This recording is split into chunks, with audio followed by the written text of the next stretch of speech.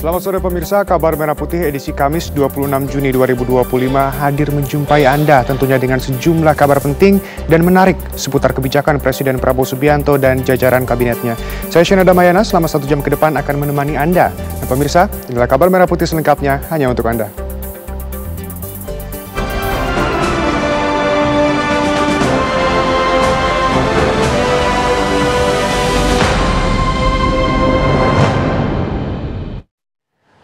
Pemirsa, seorang petugas kepolisian mengalami luka bakar serius saat mengamankan unjuk rasa mahasiswa yang berlangsung ricuh di depan gedung Kementerian Pemuda dan Olahraga Tanah Abang, Jakarta Pusat. Dari 20 mahasiswa yang berhasil diamankan, polisi menetapkan 6 orang sebagai tersangka dengan jerat pasal berlapis. Iya, kamu yang slow. Bapak ini udah bilang lepas. Kamu bilang slow, lepas. Aksi saling tarik dan dorong antara mahasiswa dengan petugas kepolisian terjadi tepat di depan gerbang gedung Kemenpora Jalan Gerbang Pemuda Tanah Abang, Jakarta Pusat. Masa mahasiswa cendekiawan anti mafia yang menolak adanya mafia di tubuh Kemenpora berusaha mempertahankan ban bekas yang akan diamankan petugas. Sempat terjadi adu mulut serta nyaris baku hantam, hingga akhirnya salah seorang mahasiswa menyulutkan api ke ban bekas yang telah disiram bensin. Seketika, api membesar dan menyambar kaki salah seorang petugas kepolisian. Akibatnya, korban DA anggota Polsek Metro Tanah Abang berpangkat Ibda mengalami luka bakar serius di bagian kaki, sehingga harus menjalani perawatan intensif di Rumah Sakit Minto Harjo, Jakarta. Dari kejadian tersebut, polisi mengamankan 20 mahasiswa, di mana 6 diantaranya telah ditetapkan sebagai tersangka. Peran ke-6 tersangka berbeda-beda mulai dari membeli dan membawa bensin, menyediakan ban bekas, membakar, hingga menghalang-halangi petugas. Unjuk rasa yang dilakukan oleh Aliansi Gerakan Mahasiswa Cendekiawan Anti Mafia itu dilaksanakan unjuk rasa di depan Kemenpora pada hari Senin tanggal 23 Juni 2025 sekira pukul 13.00 waktu Indonesia bagian Barat. Di mana para massa aksi tersebut selain melakukan orasi juga melakukan tindakan anarkis yang mengakibatkan satu anggota Polri mengalami luka bakar serius. Dari kejadian tindakan anarkis mahasiswa tersebut, Polres Metro Jakarta Pusat mengamankan 20 orang dari aliansi tersebut dan membawa ke Mapores Metro Jakarta Pusat beserta barang bukti. Dari serangkaian tindakan penyidikan dari 20 orang dan hasil gelar perkara menetapkan 6 orang sebagai tersangka dengan berbagai peran. Akibat perbuatannya, ke-6 tersangka dijerat pasal tentang pengeroyokan, penganiayaan, dan tindakan melawan petugas dengan ancaman hukuman 9 tahun penjara. Dari Jakarta, Yoga Kuspratomo, TV One mengabarkan. Seorang personil Satlantas Polrestabes Medan, Aibtu RH, viral di media sosial melakukan pungutan liar atau pungli kepada pengendara sepeda motor yang melanggar lalu lintas. Kini, oknum polisi tersebut menjalani patsus atau penempatan khusus di unit Sipropam Polrestabes Medan dan menjalani pemeriksaan. Oknum polisi tersebut memberhentikan pengendara sepeda motor di Jalan Palang Merah, Kota Medan, Sumatera Utara pada Rabu siang. Pengendara motor yang merupakan seorang wanita itu terlihat sedang sibuk menelpon. Sementara oknum polisi tersebut berada di sebelahnya. Keduanya tampak berbincang dan kemudian pengendara motor mengeluarkan uang sebesar Rp100.000 dari dalam tasnya lalu langsung diambil oleh oknum polisi tersebut. Setelah menerima uang, oknum polisi itu pun langsung pergi meninggalkan pengendara motor. Kasat Lantas Polrestabes Medan, AKBP Imade Parwita, mengatakan oknum polisi itu kini telah ditahan di Sipropam Polrestabes Medan dan masih menjalani pemeriksaan. Ia mengakui bahwa apa yang dilakukan oknum tersebut merupakan pelanggaran dan tidak sesuai prosedur serta telah melanggar kode etik profesi.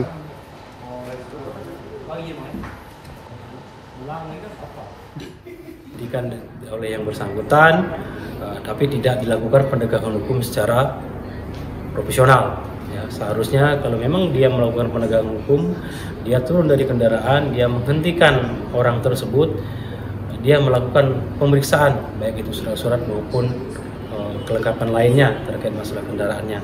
Tapi yang kita lihat sama-sama rekan-rekan mungkin sudah melihat tidak terjadi hal seperti itu, dan ada indikasi memberikan uang sebesar 100.000. Yang bersangkutan sekarang sudah di Patsus oleh si Propam Polrestabes Medan, dan dilakukan pemeriksaan. Nanti akan dilakukan penegakan hukum sesuai dengan Undang-Undang Nomor 7 Tahun 2022 tentang Komisi Kode Etik Profesi Polri. Ya, dia melanggar pasal 5 ayat 1 huruf B dan pasal 10 ayat 1 huruf D dan pasal 12 huruf D Perpol Nomor 7 Tahun 2022 tentang Kode Etik Profesi dan Komisi Kode Etik Polri. Ya, sekarang Kapolri Jenderal Polisi Listio Sigit Prabowo melakukan groundbreaking pembangunan 24 dapur Satuan Pelayanan Pemenuhan Gizi atau SPPG di Jawa Tengah. Nantinya 24 SPPG ini bisa memberikan manfaat makanan bergizi gratis kepada 90.000 siswa.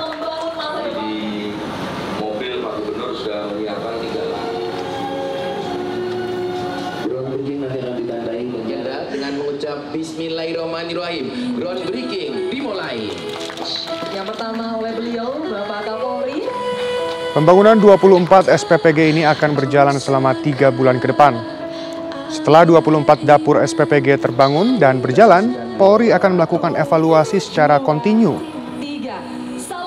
Bila proses berjalan dengan baik, masing-masing Polresta atau di level kabupaten kota bisa menambah SPPG hingga 3 kali lipat untuk mendukung program makan bergizi gratis. Dengan hadirnya dapur makan bergizi gratis, Kapolri menyatakan pihaknya siap mendukung program Presiden Prabowo Subianto untuk mencapai peningkatan kualitas SDM menuju Indonesia Emas 2045.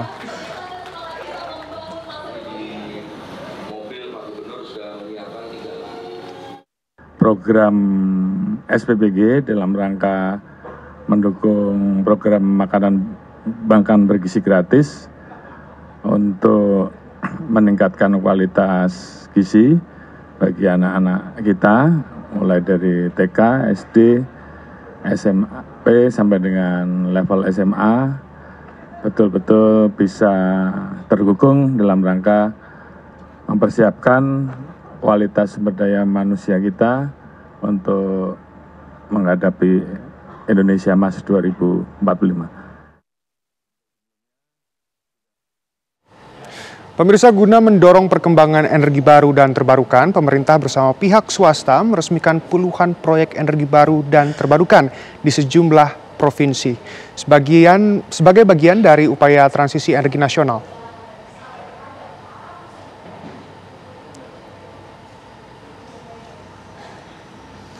Presiden Prabowo hadir dalam acara ini melalui sambungan video. Peresmian ini mencakup total 24 proyek energi baru terbarukan yang tersebar di berbagai provinsi di Indonesia. Salah satunya pembangkit listrik tenaga panas bumi atau PLTP Ijen yang berlokasi di Banyuwangi, Jawa Timur. PLTP Ijen merupakan pembangkit panas bumi pertama di Jawa Timur yang dikelola secara mandiri oleh pihak swasta melalui kemitraan internasional. Dengan langkah ini, pemerintah berharap pengembangan energi panas bumi dapat menjadi pilar utama dalam transisi menuju energi bersih dan pencapaian target ketahanan energi nasional. Proyek strategis ini merupakan gabungan dari tenaga panas bumi dan tenaga surya. Terdapat 3 pembangkit listrik tenaga panas bumi PLTP yang siap melayani, yaitu PLTP Ijen di Jawa Timur, PLTP Salak Binary di Jawa Barat, dan PLTP Sorik Marapi di Sumatera Utara. Selain itu, 5 pembangkit dengan tenaga panas bumi lainnya akan mulai dibangun dan tersebar di berbagai wilayah.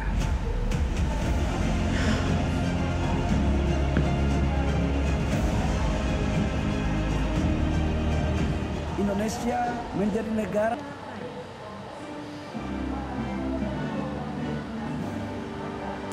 Dan pemirsa, selain peresmian proyek energi baru terbarukan, pemerintah hari ini juga mulai meningkatkan produksi minyak 30.000 barel di Blok Cepu. Kabar selengkapnya akan disampaikan oleh jurnalis TV One Fatimah Albar yang saat ini berada di Istana Kepresidenan Jakarta. Fatimah, apa agenda Presiden Prabowo hari ini?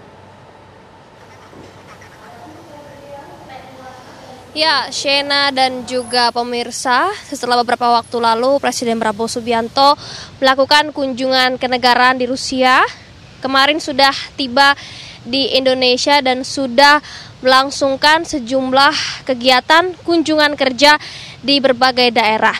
Kalau kemarin Presiden Prabowo Subianto sudah meresmikan Ngurah Wellness and Estetik di Provinsi Bali. Di hari ini Presiden Prabowo Subianto memang diagendakan untuk meresmikan beberapa PLTU yang digunakan untuk meningkatkan produksi minyak kita sekitar 30 juta per barel atau 30 juta barel per tahunnya.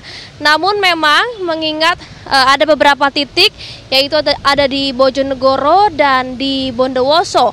Kedua titik agenda Presiden Prabowo Subianto yang harusnya dilangsungkan tadi siang. Namun mengingat karena cuaca yang cukup buruk, kami juga melihat gambaran ataupun pantauan situasi dari lapangan. Memang situasinya begitu mendung sehingga Presiden Prabowo Subianto memutuskan untuk tidak jadi berangkat ke Bondowoso ataupun Bojonegoro. Presiden Prabowo Subianto melangsungkan peresmian melalui tempat kediaman dia di Bali, sehingga peresmian tersebut yang tadinya Bojonegoro dan Bondowoso dilakukan secara terpisah, ini digabungkan begitu Shena. Namun melalui video telekonferensi, Presiden Prabowo Subianto tetap melangsungkan peresmian melalui video telekonferensi sehingga peresmian tersebut dapat terlaksana. Namun Shena dan juga pemirsa, informasinya saat ini Presiden Prabowo Subianto sudah lepas landas dari Bandara Ngurah Rai Bali dan menuju kembali ke Jakarta. Dan kami juga baru saja mendapatkan informasi Presiden Prabowo Subianto usai dari Bali tiba di Bandara Halim Jakarta akan langsung bergerak ke Istana Negara. Dan memang dikatakan sekitar pukul 16.30 waktu Indonesia bagian Barat nanti, informasinya Presiden Prabowo Subianto ini akan memberikan pengarahan ke beberapa sejumlah komunikasi atau pegiat komunikasi yang terkait atau terjalin di istana. Namun kami masih menunggu siapa sajakah pihak-pihak yang berkaitan dengan komunikasi istana yang hari ini dikabarkan akan mendapatkan pengarahan dari Presiden Prabowo Subianto sekitar pukul 16.30 waktu Indonesia bagian Barat. Informasinya akan ada sekitar 30 orang, namun kami masih akan terus mengkonfirmasi apakah betul memang agenda tersebut mengarahkan mengenai giat-giat komunikasi istana kepada masyarakat dan siapa saja yang diundang. Untuk itu kita akan nantikan Shena, karena kami lihat di parkiran di Istana Merdeka ini sudah banyak mobil-mobil berplat RI20, RI22 yang sudah terparkir, dan untuk itu kita akan nantikan siapa saja yang akan mendapat pengarahan dari Presiden Prabowo Subianto di Istana Negara sekitar pukul 16.30 sore nanti. Sementara itu Shena. Laporan lengkap dari jurnalis TV One Fatimah Albar, terima kasih, selamat kembali bertugas. Pemirsa, isu keaslian ijazah Presiden RI ke-7 Joko Widodo semakin meluas. Mulai dari masalah kejanggalan dari format ijazah dan skripsi hingga ke gelar insinyur dan doktorandes Jokowi yang dipertanyakan.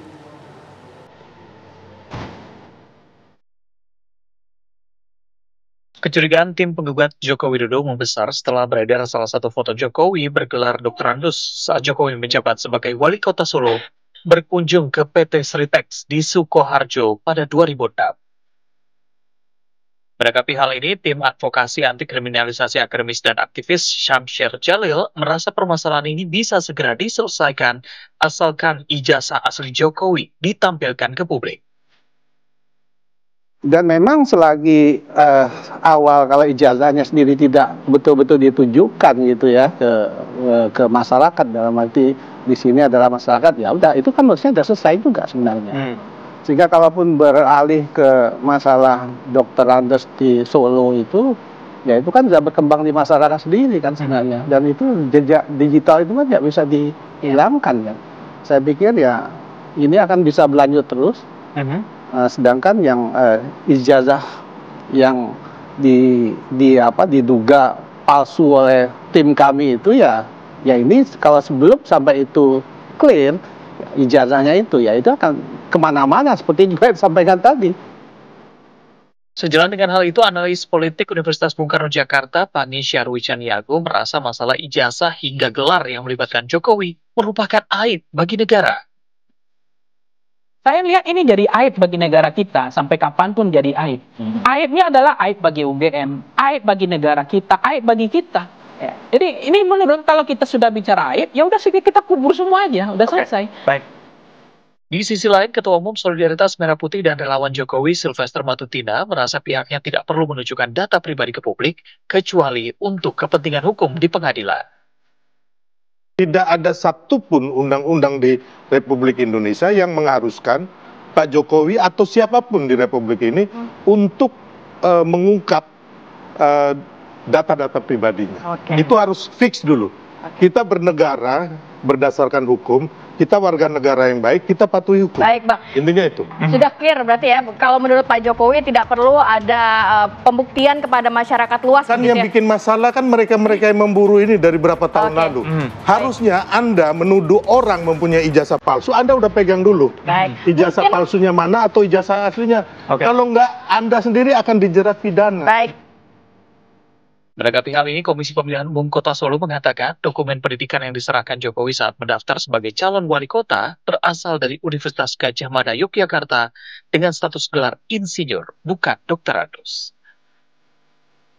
Seperti yang diketahui kan dalam media kan juga beredar bahwa Pak Jokowi mempunyai gelar doktorandus kan begitu. Itu yang bikin kan, bukan yang bikin, maksud saya itu kan dalam suasana ada di pabrik Sritek ya. Dan di situ kan tulisannya kan jelas, gitu, doktorandus ya. Maka dari itu kan masyarakat bingung ini. Ketika Pak Jokowi ini menggunakan gelar insinyur, kemudian di foto itu ada gelar doktorandus, padahal di situ tidak pernah ada klarifikasi dari Pak Jokowi ataupun dari pihak Sritek, gitu. Nah ini kan menjadi kebingungan. Maka dari itu kan berpijak dari hal itu, kami kan menanyakan melalui gugatan pada KPU. Tim Liputan TV One mengabarkan.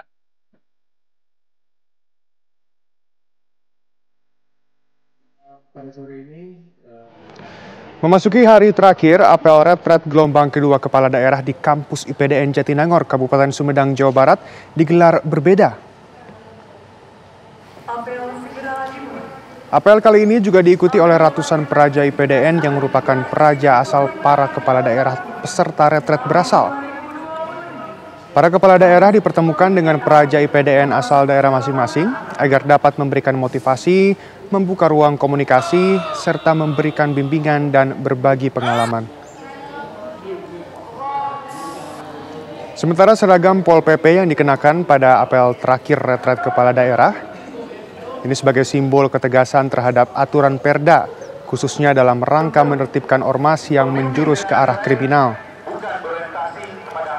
Hari ini sejumlah narasumber menteri dari Kabinet Merah Putih dijadwalkan hadir memberikan pembekalan kepada para kepala daerah.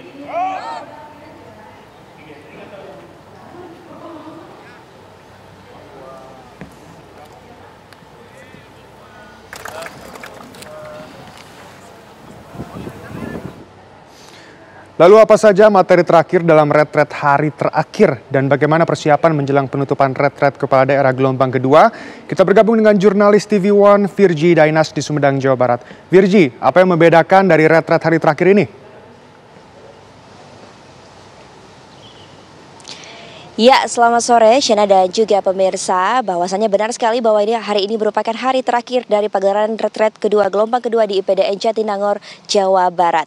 Dan memang hari ini ada perbedaan yang cukup signifikan, yaitu setelah apel para kepala daerah ini atau 86 kepala daerah ini diberikan kesempatan lebih intimate bersama dengan peraja IPDN khusus dari daerah masing-masing. Sedangkan 4 hari yang lalu mereka ini belum banyak dapat kesempatan untuk berbincang ataupun berkenalan dengan peraja IPDN dikarenakan dikarenakan memang jadwal kelas dan juga jadwal agenda 86 kepala daerah ini cukup padat. Dan juga hari ini tadi mereka sudah mendapatkan kelas dari beberapa menteri Kabinet Merah Putih. Kelas pertama dibuka oleh Menteri Agama dengan tema pembelajaran konsep moderasi implementasi beragama di Indonesia. Lalu kelas kedua mereka diberikan oleh Menpan RB dengan tema kelas rekrutmen CPNS, P3K, dan pola karir ASN di daerah masing-masing.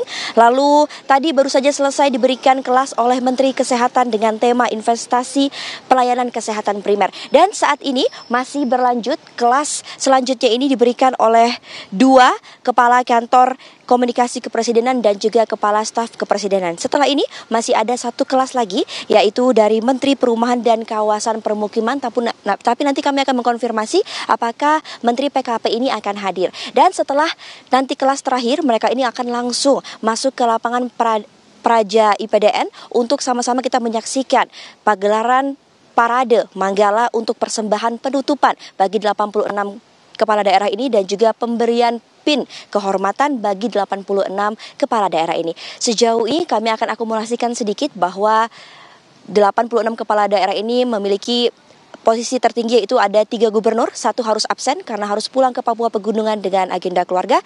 Tersisa Gubernur Bali dan Gubernur Bangka Belitung dan diiringi oleh wali kota, wakil wali kota, bupati dan juga wakil bupati. Sejauh ini itu yang dapat saya laporkan. Kembali ke Anda, Shena. Laporan lengkap dari Virginia Inais, terima kasih. Selamat kembali bertugas. Pemirsa, Wakil Menteri Hak Asasi Manusia Mugianto Sipin mendesak Israel agar menghentikan pendudukan ilegal dan menarik pasukannya dari wilayah Palestina sesuai dengan keputusan Mahkamah Internasional. Mugianto menyampaikan sikap negara Indonesia terhadap pelanggaran hak asasi manusia di Gaza dan Iran. Hal itu disampaikan dalam sidang Dewan PBB di Jenewa, Swiss. Ia menyebut tindakan tersebut sebagai bentuk pelanggaran secara terang-terangan terhadap prinsip-prinsip dasar HAM yang dijunjung tinggi dunia internasional.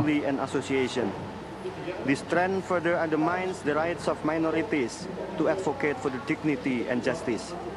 Those who once preached to us about menyampaikan sikap pemerintah Indonesia tentang pentingnya solidaritas internasional, utamanya terhadap situasi di Palestina. Kami menekankan tentang sikap Indonesia yang tidak pernah berhenti, tidak pernah berubah untuk mendukung Palestina yang merdeka dan mengutuk langkah-langkah brutal yang dilakukan oleh Israel di Palestina, dan kami menegaskan tuntutan kami agar pendudukan Israel di Palestina dihentikan. Pemirsa, kita beralih ke dalam negeri. Wakil Menteri Pertanian Sudaryono ditetapkan menjadi Ketua Umum Himpunan Kerukunan Tani Indonesia atau HKTI periode 2025-2030 menggantikan Fadlizon yang menjabat selama 2 periode. Sudaryono menyebut jabatan tersebut merupakan tanggung jawab yang besar, namun justru hal tersebutlah yang memicu semangatnya.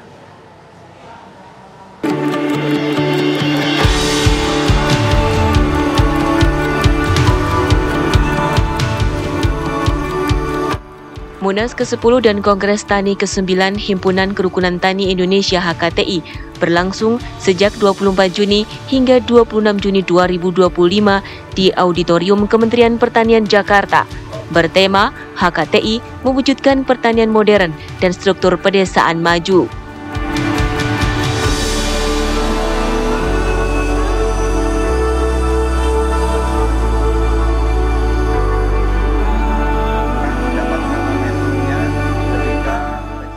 Wakil Menteri Pertanian Sudaryono mendapat mandat sebagai Ketua Umum HKTI periode 2025-2030 pada Rabu 25 Juni 2025. Sudaryono menyampaikan ingin mengikuti jejak perjuangan Prabowo Subianto yang sebelumnya pernah menjabat sebagai Ketua HKTI.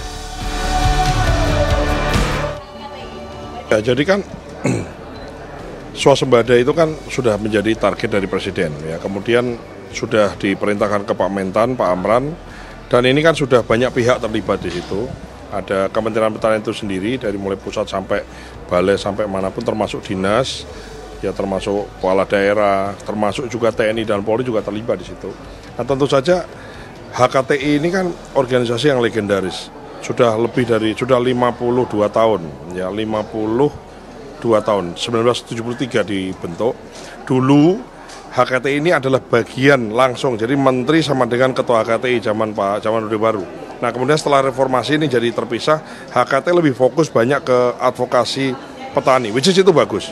Nah tentu saja dengan sekarang ada HKTI Munas ke-10, kemudian kemarin semalam saya ditetapkan sebagai ketua umum terpilih, tentu saja ini menambah pasukan baru, menambah gerbong baru untuk orang-orang yang mau aktif dalam kaitannya untuk mensukseskan swasembada pangan, ketahanan pangan demi tercapainya kedaulatan pangan bagi kita, bagi bangsa kita. Nah, artinya semakin banyak yang terlibat. Nah, kalau dulu terlibat cuman kan yang satu advokasi, yang satu kebijakan. Nah, insya Allah nih karena saya Wamen Pertanian, Wakil Menteri Pertanian dan Ketua Umum HKTI, tentu saja ini tinggal yaudah satu komando, ya kan? Satu perintah, satu komando, satu kebijakan, dan itu bisa dilaksanakan. Nah, sehingga ada sisi dinasnya, ya dinas itu kementerian, dinas pertanian dan semua aparat negara, termasuk TNI Polri di situ. Tapi juga ada yang ibaratnya non dinasnya itu adalah HKTI, asosiasi-asosiasi yang tergabung di dalamnya, ini bisa terlibat. Oleh karena itu ini sebetulnya tambahan pasukan ya, tambahan orang, tambahan pelaku, sehingga saya sih kok merasa sangat optimis ya. Karena itu tadi, karena dalam satu kepemimpinan, yaitu saya sebagai ketua umum dan wamen, itu menurut saya satu kolaborasi yang tidak terpisah karena satu kepala kan gitu ya. Jadi saya merasa optimis, insya Allah ya ini menambah kekuatan, dan saya juga sudah melapor ke Pak Menteri Pertahanan, Pak Amran. Pak Amran sangat positif terhadap HKTI, yang dimana beliau juga termasuk orang yang mendorong saya untuk maju dan juga dipilih di Munas HKTI ini gitu. Ya. Sebagai Ketua Umum HKTI, Sudaryono memiliki dua tujuan utama, meningkatkan produksi nasional dan mesejahterakan para petani demi kelancaran program swasembada dan kedaulatan pangan nasional. Tim TV One mengabarkan.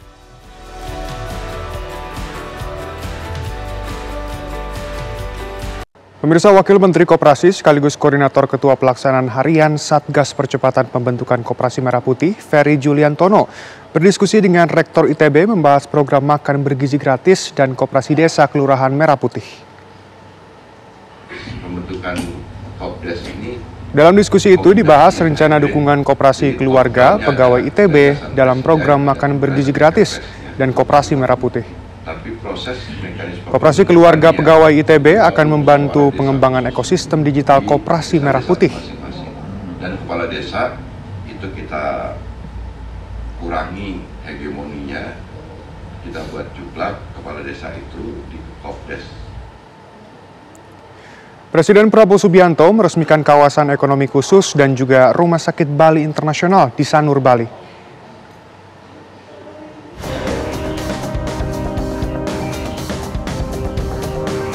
Presiden Prabowo Subianto meresmikan kawasan ekonomi khusus dan Rumah Sakit Bali Internasional di Sanur, Bali. Sebelum meresmikan kawasan ekonomi khusus dan Rumah Sakit Bali Internasional, Presiden Prabowo Subianto meresmikan Pusat Pelayanan Kecantikan dan Kebugaran Prof. Ngurasun Denpasar. Prabowo mengatakan Pusat Pelayanan Prof. Ngurasun memiliki fasilitas dan teknologi yang mutakhir sehingga warga Indonesia tidak perlu berobat ke luar negeri. Terobosan prestasi yang sangat baik untuk kita bisa memberi pelayanan yang tidak kalah dengan pelayanan terbaik di luar negeri, sehingga tidak hanya untuk agar warga negara kita yang perlu pelayanan-pelayanan yang terbaik merasa cukup untuk di dalam negeri, ini akan sangat membantu mendorong kekuatan ekonomi kita. Untuk mengawal agenda Prabowo di Bali, ratusan personel TNI Polri juga ditempatkan di sepanjang rute yang dilewati rombongan Presiden, mulai dari Bandara Ngurah Rai hingga The Meru Sanur Convention yang menjadi lokasi acara. Dari Sanur Bali, Aris Wiyanto, TV One, mengabarkan. Dalam rangka memperingati Hari Keluarga Nasional atau Harganas yang ke-32, Kementerian Kependudukan dan Pembangunan Keluarga atau Kemenduk Bangga BKKBN menggelar Kirap Bangga Kencana. Gerakan ini merupakan bagian dari strategi promosi program unggulan Quick Win berfokus pada pembangunan keluarga yang berkualitas.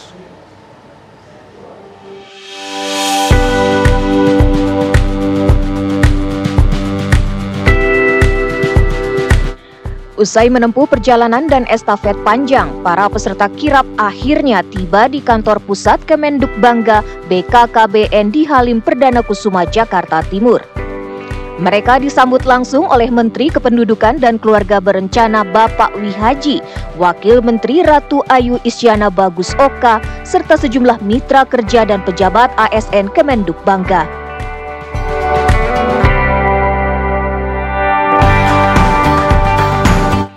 Kirap Bangga Kencana menjadi bagian dari strategi promosi dan penguatan program-program prioritas Kemenduk Bangga yang disebut Quick Win, dengan mengusung semangat kampanye turun ke jalan dengan membawa bendera Pataka.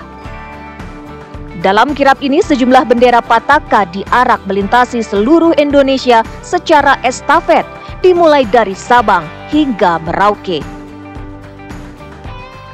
Adapun tiap bendera memiliki warna dan simbol berbeda, melambangkan 5 program unggulan Quick Win Kemenduk Bangga yang terdiri dari Genting, Gerakan Orang Tua Asuh Cegah Stunting, Tamasya Taman Asuh Sayang Anak, Gati, Gerakan Ayah Teladan Indonesia, Sidaya Lansia Berdaya, dan Super Apps, aplikasi digital cerdas untuk keluarga. Kirap ini dilaksanakan di 6 regional utama meliputi seluruh provinsi di Indonesia, dari Sumatera, Jawa, Kalimantan, Bali, NTB, NTT, Sulawesi, hingga Maluku dan Papua.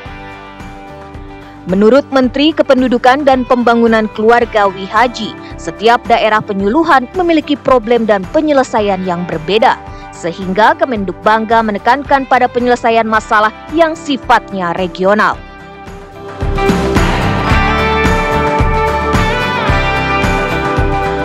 Karena selama ini kita masih badan yang sekarang bertransformasi menjadi kementerian, maka perlu dikampanyekan. Yang kedua, program-programnya juga perlu dikampanyekan. Apa aja, termasuk 5 Quick Win. Gerakan Orang Tua Asuh Cegah Stunting, ada Taman Asuh Sayang Anak, ada Gerakan Ayah Teladan Indonesia, ada Lansia Berdaya, dan Super App. Tapi yang lebih penting lagi adalah hari ini memberikan pesan semangat yang luar biasa yang namanya para penyuluh dan TPK. Ada 600.000 kita TPK, tim pendamping keluarga, yang bekerja di lini lapangan yang akan melaksanakan Quick Win. Peringatan Harganas bukan hanya sekedar seremoni. Melalui Kirap Bangga Kencana menekankan bahwa keluarga adalah fondasi dan program Quick Win adalah ikhtiar bangsa menuju generasi emas Indonesia. Dari Jakarta, Syahda Yustiza, Muhammad Rafi, TV One mengabarkan.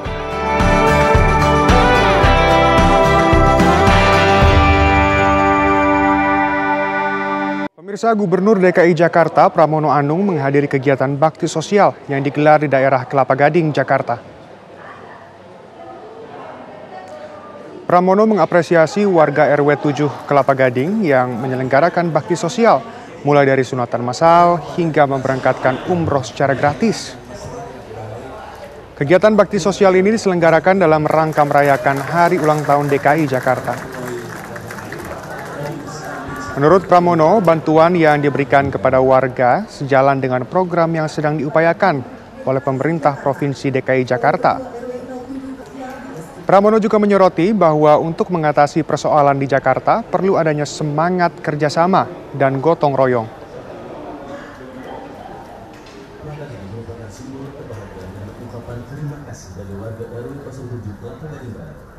Ini menunjukkan bahwa kepedulian warga yang beruntung kepada warga yang tidak beruntung. Maka kenapa kemudian saya hadir di acara ini, karena ini sepenuhnya adalah inisiatif dari RW 07. Seluruh pembiayaan dibiayai oleh RW 07. Memang tidak semua persoalan di masyarakat itu bisa diselesaikan oleh pemerintah Jakarta.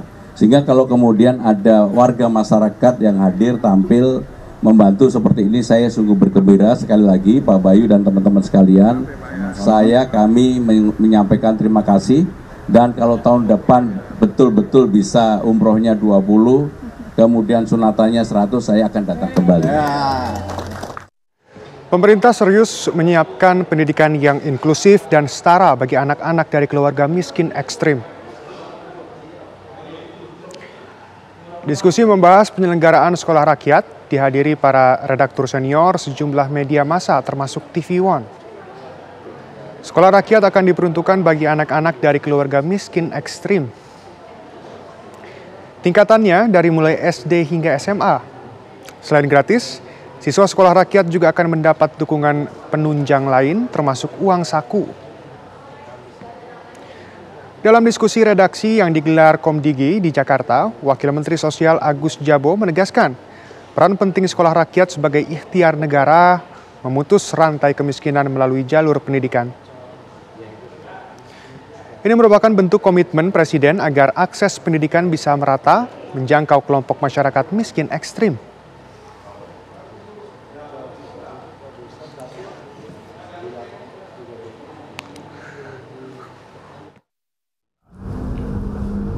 Mulai dari visi sampai kemudian laptop. Karena kan tantangannya bikin sekolah itu kan pasti banyak sekali, Pak.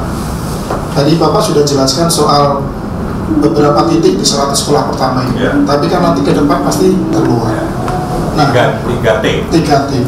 Jadi yang saya tahu itu kan tantangan yang biasa muncul di daerah 3T itu kan adalah kalau di bidang pendidikan kurangnya guru yang kompeten dan berdedikasi lah kira-kira begitu.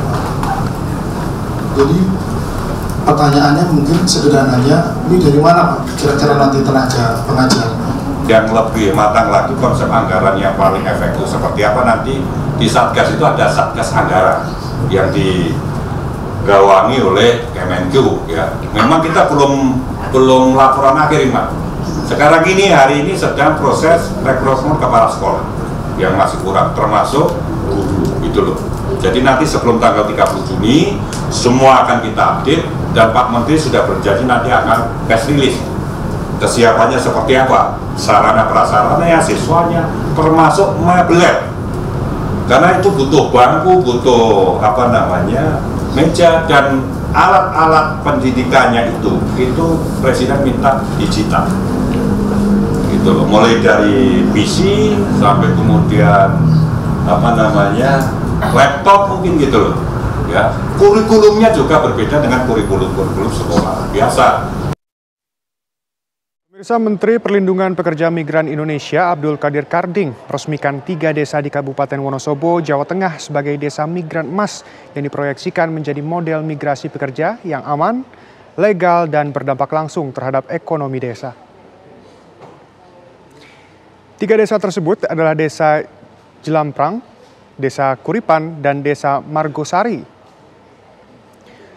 Desa Migran Emas merupakan bentuk gotong royong semua pihak untuk memberikan layanan perlindungan pekerja migran Indonesia. Bentuk layanannya meliputi informasi sosialisasi, literasi, pendampingan usaha, hingga edukasi untuk mencegah keberangkatan ilegal. Desa Migran Emas adalah bagian penting dalam membangun tata kelola pekerja migran yang terstruktur, khususnya dimulai dari desa. Apabila dikelola dengan baik, migrasi pekerja dapat menjadi sumber penghasilan yang besar dan membawa manfaat ekonomi bagi masyarakat.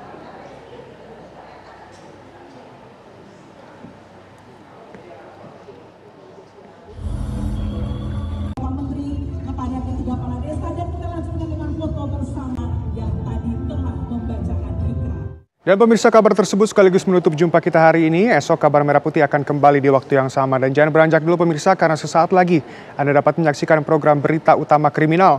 Saya Shena Damayana, mewakili seluruh kru yang bertugas mengucapkan terima kasih dan sampai jumpa.